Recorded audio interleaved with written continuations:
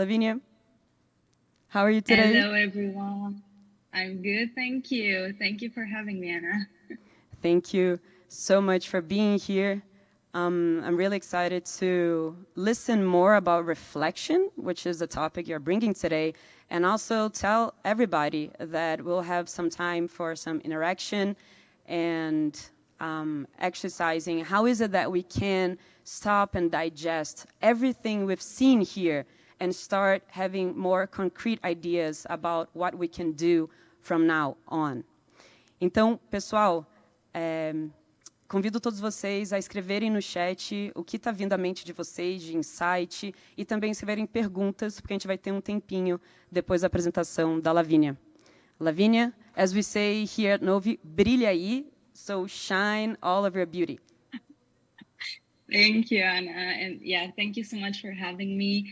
And thank you to everyone who's been sticking around. I know there were quite a lot of presentations over the past few days. And before I bombard you with even more information, I would like us to take a break, but an active break, I would say. I would like us to take a couple of seconds to think about something new that we have learned over the past 2 days by listening to all the presentations that were here in the festival.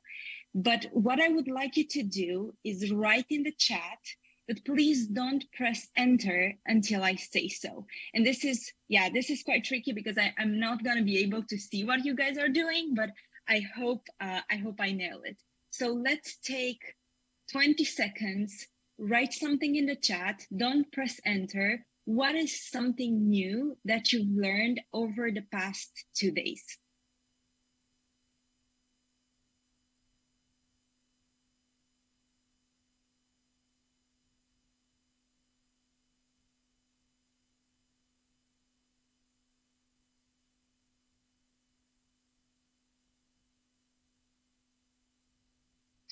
Oh, the 20 seconds are up. And my request to you is to now press enter. And what I'm hoping is that a lot of things are coming out and that you took this as a very, very short reflection moment. Now, as I've been here last year, and I'm so excited to be here again with you. And thanks to Anna and to Novi for inviting me. I am Lavinia. I am based in Bucharest, Romania, and I have been building for the past 3 years a space of continuous learning for learning and development professionals called Offbeat. Now, the world is crazy right now. Everyone is focusing so much on doing, and I wanted at this time to be also a time when we stop and we think about something else other than doing things, which is, well, a very short way of seeing this in practice is reflection. But well, before jumping to theory and examples and all that, I wanted to tell you my story. So on February 15th of 2022, it was my last year as an L&D manager. The next day, I became an entrepreneur. And I did exactly what I heard entrepreneurs had to do. I had lots of meetings. I was meeting lots of people. I was everywhere. I was in events, on social media, doing as many things as I could do. I would wake up at 9 a.m., which is quite late, I know, but I would close the laptop at 12, 1, or even 4 a.m. in the morning. I kept as busy as I could. And over the next couple of months, I discovered that my emotional spectrum was wider than I ever expected. I would go from being depressed and having negative thoughts and being very tough to myself at 3 p.m. in the afternoon to being ecstatic and optimistic and feeling on top of the world at 7 p.m. in the evening. And that's how I lived most days. Every book that I read, every article that I came across normalized this feeling. It's normal, they said. That's the entrepreneurial journey. You just need to keep hustling. And so I did until I didn't, because I started waking up later and later. I was dreading any tiny or more complex task that I had. I felt tired all the time. Business-wise, things didn't go as well. So I was very anxious. And for the first time in my life, I started having palpitations, which, if you've never had them, is the feeling that your heart is beating faster than it should all the time. And thank God I had a therapist, and together with her, I diagnosed myself with burnout.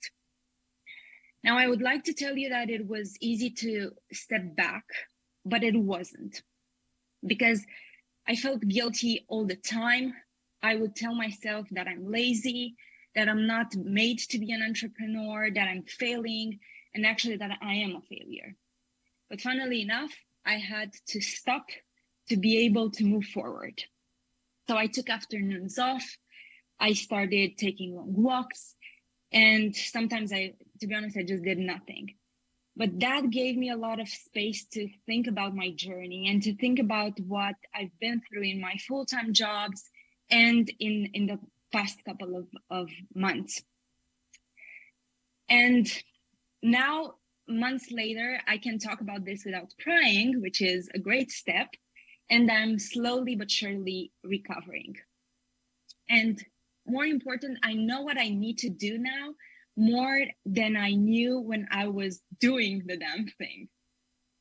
But now wait, wasn't I supposed to be hustling? Wasn't I supposed to learn by interacting with people and by going to events and by doing things?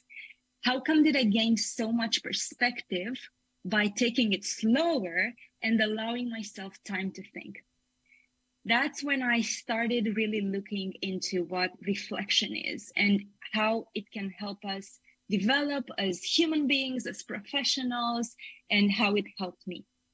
Now, I would like to do another very short exercise and acknowledge some of us that are feeling the same as I did a couple of months back.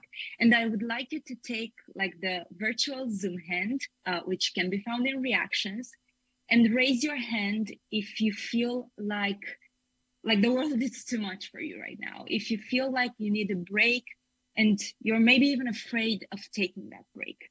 And I'm gonna give you like 2 seconds to do that. And for those of you that feel like that, what I hope is that this presentation will help you feel more at ease with taking that break, because not doing things as opposed to what we are hearing might still be productive, but in a more self way. Now, the first thing that I asked myself was, okay, but what's happening in our brain when we take a break, when we are not in doing mode? And now I'm not a neuroscientist, so I'll try to explain this to the best of my abilities by explaining what I read in multiple research papers. When I started digging into this, I came across the default network mode.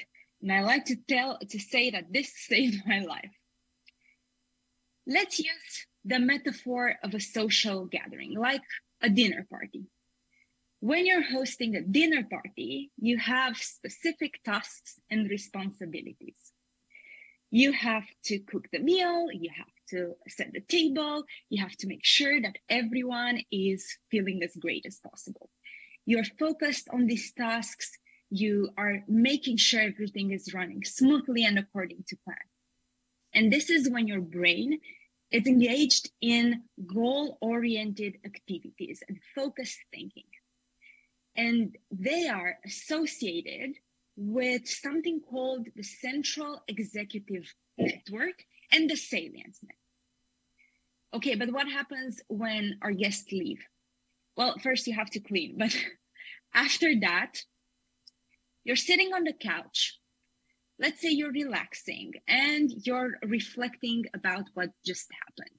You are replaying conversations in your mind. You're thinking about the topics that were discussed and maybe how people interacted with each other. In this more relaxed and introspective state, your mind is free to wander and make connections and draw insights that might not have been apparent during the dinner party itself.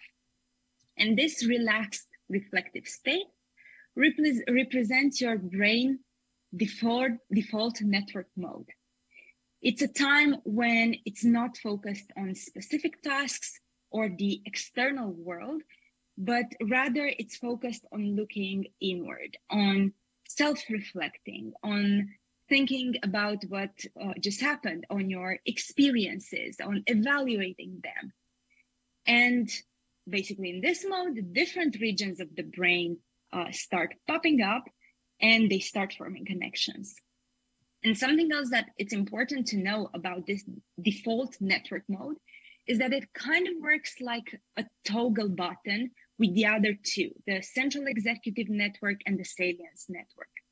So when you are very focused on performing a task in goal-oriented activities, the default network mode is not as active. It's not completely inactive, but it's not as active. So it's not 100% able to form those connections, to draw on those insights. And activation of the default network mode has been shown to be linked to various benefits. It's first linked to being more creative and being able to problem solve, because you're going to make connections that might not have been apparent at first between different things that might not even feel like being related. The second thing is memory consolidation, which we all know it's so important for learning and long-term recall and retention of information. And the last one is this inward-looking reflection. So when we engage in this introspective way of looking at things, and that's, well, as we all know, so important for developing both personally and professionally. And obviously, on the other hand, when the default network mode is not active, the brain focuses on processing external stimuli, on maintaining attention, and exercising cognitive control, which is so important as well for acquiring new skills and knowledge. So my main lesson was that balancing these two modes, the central executive network and salience network, and the default network mode, can breed amazing learning experiences. Now, I now better understand what happened to me, and I now better understand why I feel so much better after 3-4 months of not doing all the time. And I was reaping the benefits a couple of months ago, but I started also wondering, okay, I'm a learning designer, so how can I bring everything that I learned into what I do at work? And that's how I started thinking, are there different types of reflection? Are there different moments for reflection, and so on? And I discovered that, yes, there are some theories out there, and I want to tell you a bit about each of them. Now, the first one, which you're gonna see in the upper left side of the screen or right side of the screen, depending on how the screen is shown to you, is the depth of the reflection. And that determines the level of insight you're getting from that moment. And there are 3 types of reflection when it comes to depth. The first one is descriptive reflection, which is what happened. Let's say you might have had an argument with a coworker and you are going to your people manager and you're starting to tell them what happened. So I sent this email, and then they sent this email, and then they asked for a meeting and we met, and this is what happened. That's the descriptive reflection. Then there's the dialogic reflection. And in the dialogic reflection, we start asking why. Why did they react as they did? Why did we react as they did? Why did they call for a meeting? and so on. So it's very related to why. And then there's the critical reflection. When we start challenging our assumptions, did we react as best as we could? Did they react according to their beliefs, or did we react according to our beliefs? So it has a lot to do with values, our belief systems, maybe ethical implications of different situation. And it's all about, asking, was I right? Is this okay? Then the second type of reflection is related to time. And that's asking, okay, when does the reflection moment happen? And there are two types of reflection when it comes to time. Reflection on action, which is kind of what you did with your people manager. So the event happened, and after the event, you went to your people manager and shared with them whatever happened. So that's after the event, reflection on action. And then there's reflection in action.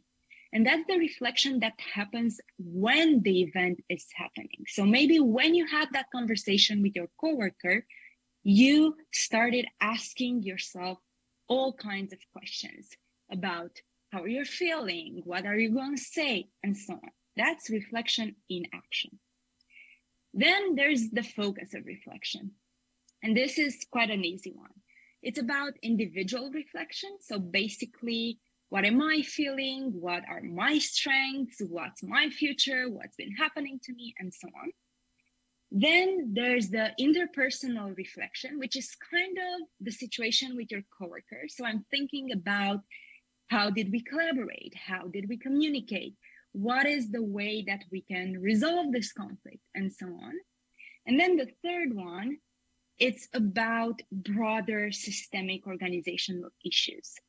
What's our culture like in our organization? Which are our policies, our procedures, and so on. So it's a lot about broader systems, whether if it's organizations of all kinds or governments and so on.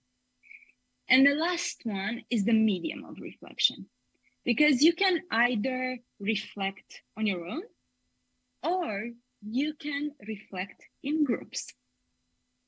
And now, after I've said all this, I would like us to take about 30 seconds and think of ways we can apply everything that I've just said about the different types of reflection.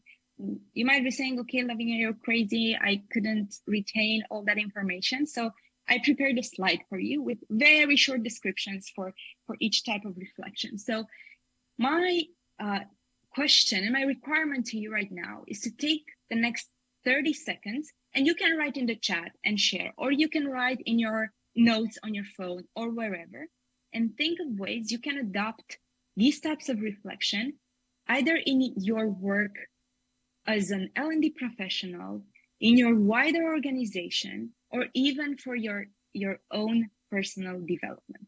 So I'm going to be counting from 20 in my head because I already gave you 10 seconds. And I'm going to leave you a couple of seconds to think about this.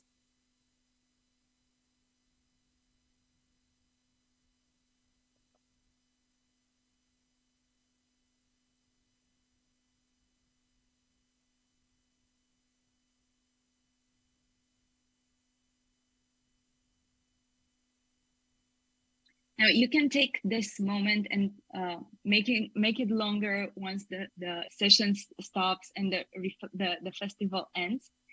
But what I want you to take with you about these types of reflections is that they're not individual. What can happen is that we can put together different types of reflection to make different moments of reflection so that people don't get bored. Okay, we're doing the same thing over and over again, no matter where we go. You can combine these types of reflection. And I brought with me some examples. The first two, the design crits sessions at Canva and the blameless retrospectives at GitLab, are quite similar. Basically, we're doing some work and then we are reviewing the work we did. The difference between the two is that the design crits sessions at Canva are quite informal. So designers will work on something, and we'll have presentations, and together with their colleagues, they will think about how they can improve their work. On the other hand, the blameless retrospectives at GitLab are quite formal. So every time we have a major project, and especially when something bad happens, we're gonna reflect on that, and we're gonna think about how we can improve things moving forward.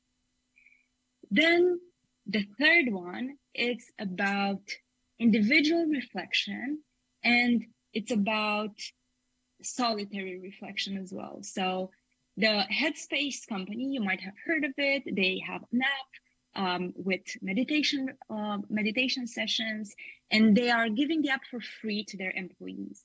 And they are nudging them to think about their own development journeys on their own, basically.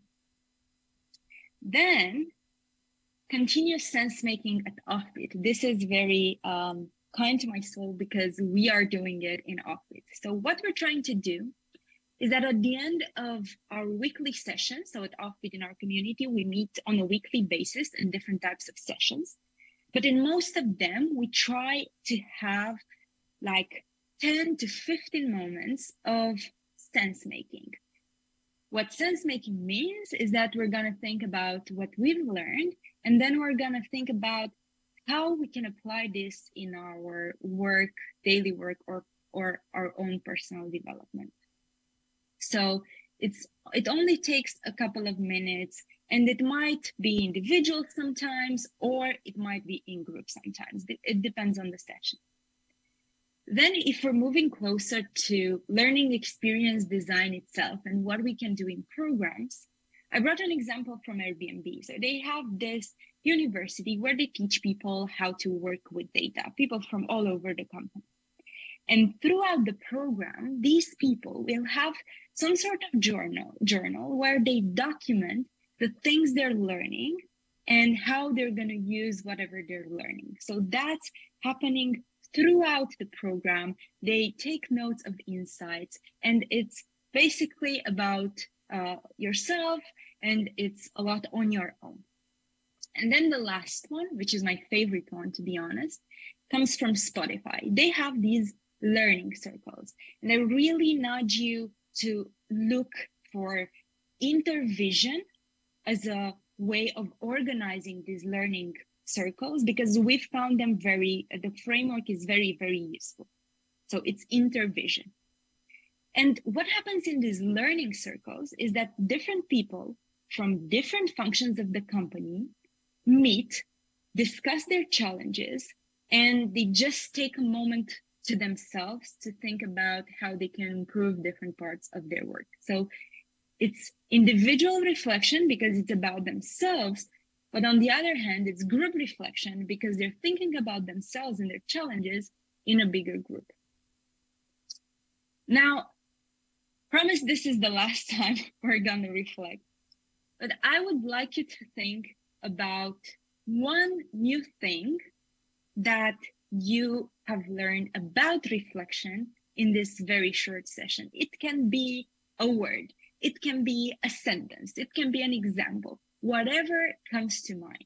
And by now you should be used to this. I'm gonna take 20 seconds and I will ask you not to click enter in the chat, just to write there, and I'm gonna give you the nudge to click enter. Now I'm gonna start counting from 15, and promise this is the last time.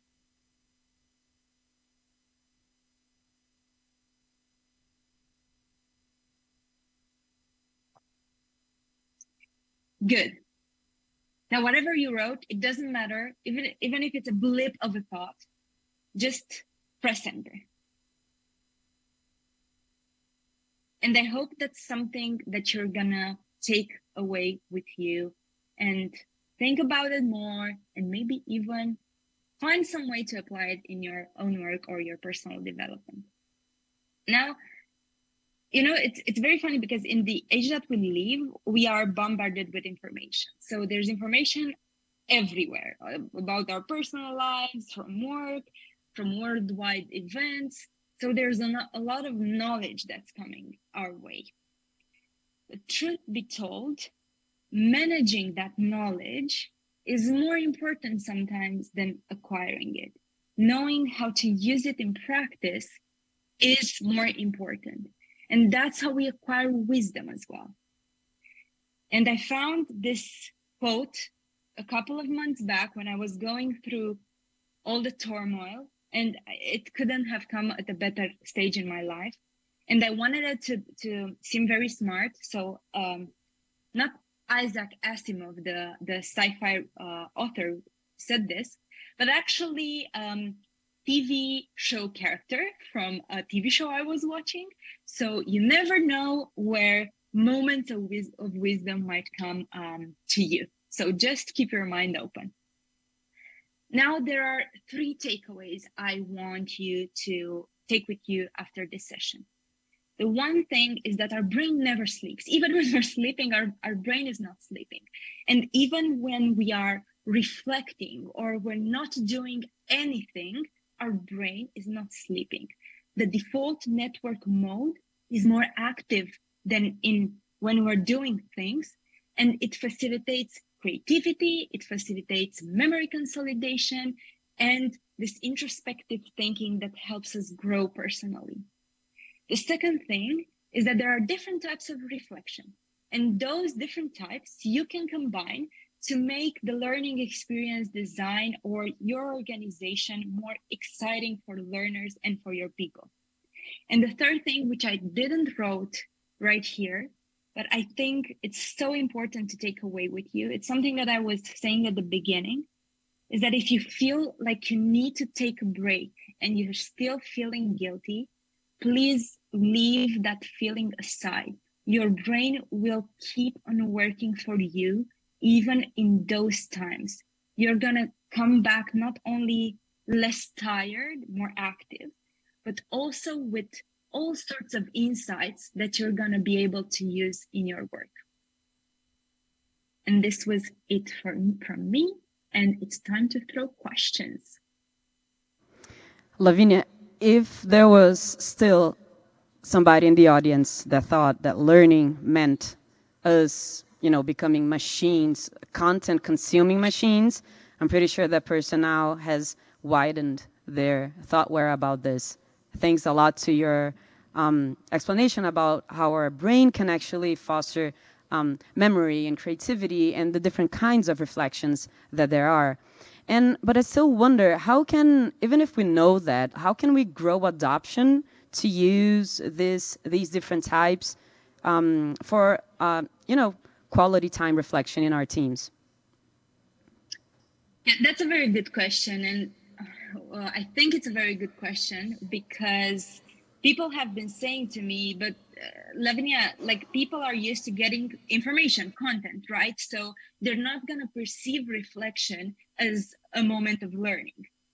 And what I would like share and advise everyone is to start small. I wouldn't be like embedding this in all our learning experiences now or in all our teams and so on, but maybe even look for teams that are already doing that in our organization. I know that developers have this habit of looking back. So if we find this proof of, okay, reflection can improve our work, maybe highlight those examples. And on the other hand, if you want to do it, if we can find anything, and if you want to do it, I would start very small. I would start with a couple of moments of reflection in one learning experience, get feedback from there. I can tell you that most likely people will appreciate taking a step back because people are tired right now. So just start very, very small and iterate and show people that there's power in taking this break from always doing and consuming information. And that was actually one of the questions from our audience. How to make enterprises and people with full agendas buy that idea of reflection time and practice that on a daily basis. So you just said, start small. And I wonder if you could share how is it that you do at Offbeat to support places, time spaces for sense making. Would you share some couple ideas for people to go out there and already start that like today, this afternoon? Yeah, well, I have two thoughts regarding, the big enterprises that don't have much time. What I would do is, going back to my example with the engineers, I would embed that in their work. So it doesn't have to be outside their work, but rather when they finish a project, reflection needs to be part of the end of the project. Like, the project doesn't end until you draw some conclusions about what happened and how can you improve it moving forward. So that would be one way of doing things. And again, I know engineers have all kinds of retrospectives, and there's a reason why they adopted this practice, right? And so many teams are doing it. There's a reason for it.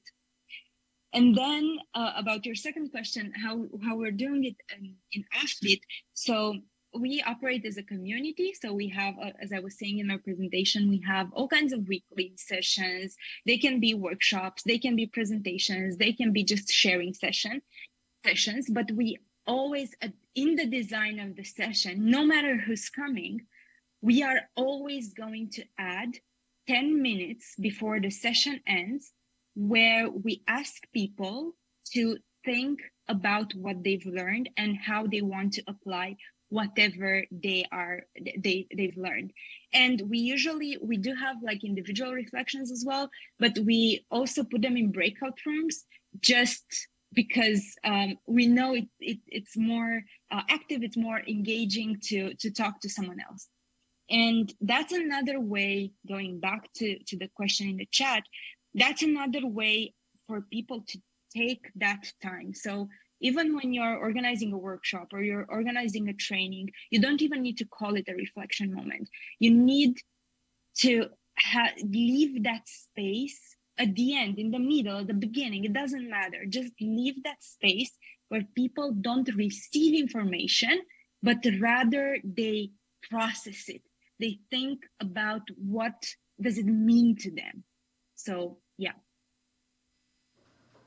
Thank you. I'm pretty sure people are all inspired to include reflection as part of their learning moments and as part of their learning cultures. There was still one question from the audience that I'm going to leave as a takeaway for us to send later, which is, what are your favorite tools that people can use? I imagine that facilitation tools or tech tools that people can use to support those reflection times. So I'm going to leave that as a spoiler for everybody out there. We're going to send an email full of presentations and references and links. Lavinia has already sent me some great links that people can broaden and deepen their knowledge about reflection time.